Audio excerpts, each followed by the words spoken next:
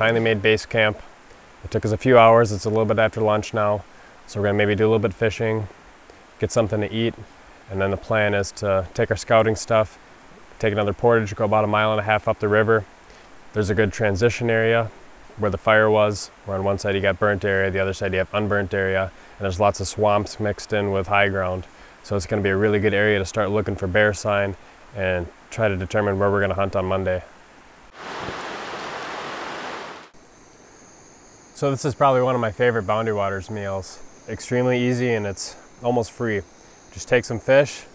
I got some that we caught this morning, dump it into a pot full of water, then add a package of ramen noodles and the seasoning all at once, and just keep it stirred until the fish gets flaky.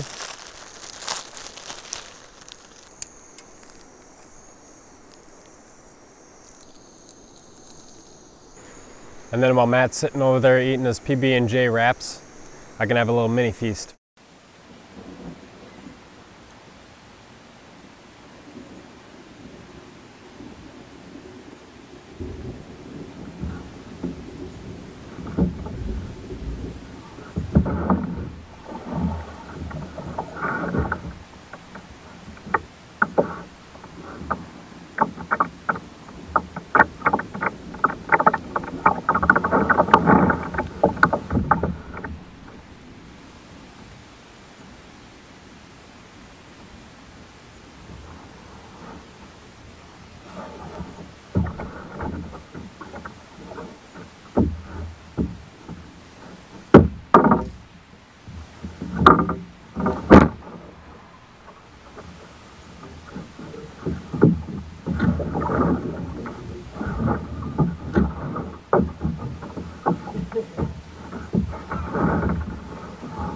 Look at that thing.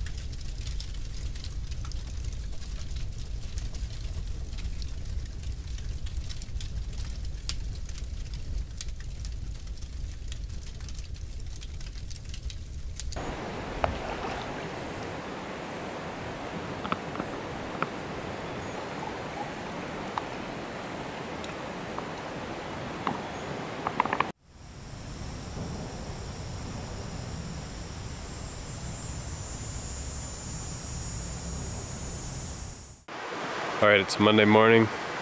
We had rain all last night. Woke up to a little more rain this morning. Look at the size of those moose tracks.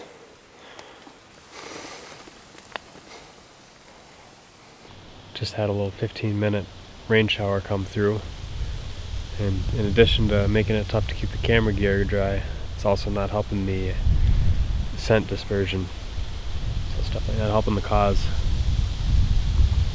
It's so tough to predict what the weather's going to be like 3 days in advance because we don't have cell service or 3G up here, obviously.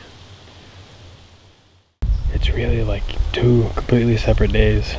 15 minutes ago it was cloudy, really windy, rainy, cold, and now it's not a cloud in the sky. Completely calm. I can hear the rapids behind me, birds are chirping. So I really hope that it stays like this for the rest of the evening.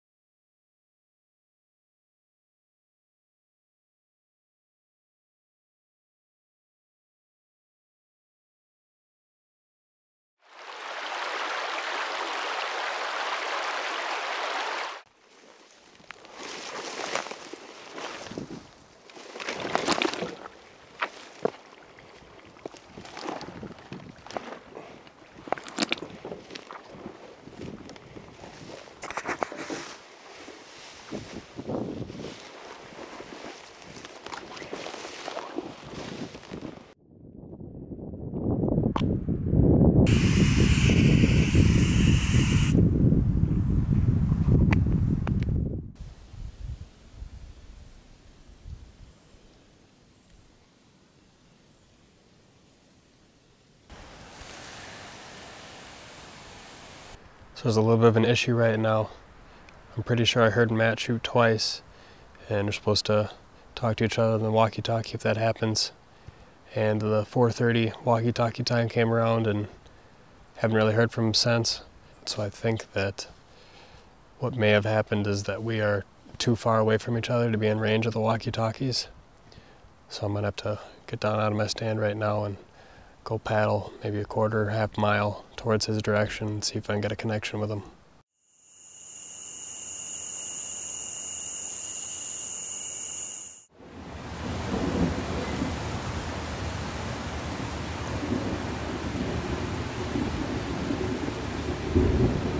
Unfortunately, a storm of unknown potential pushed us out of the boundary waters early on our last day, ending the hunt.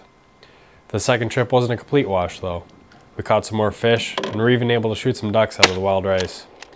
The benefit of hunting up here is that if you aren't successful, you still have an amazing wilderness camping experience.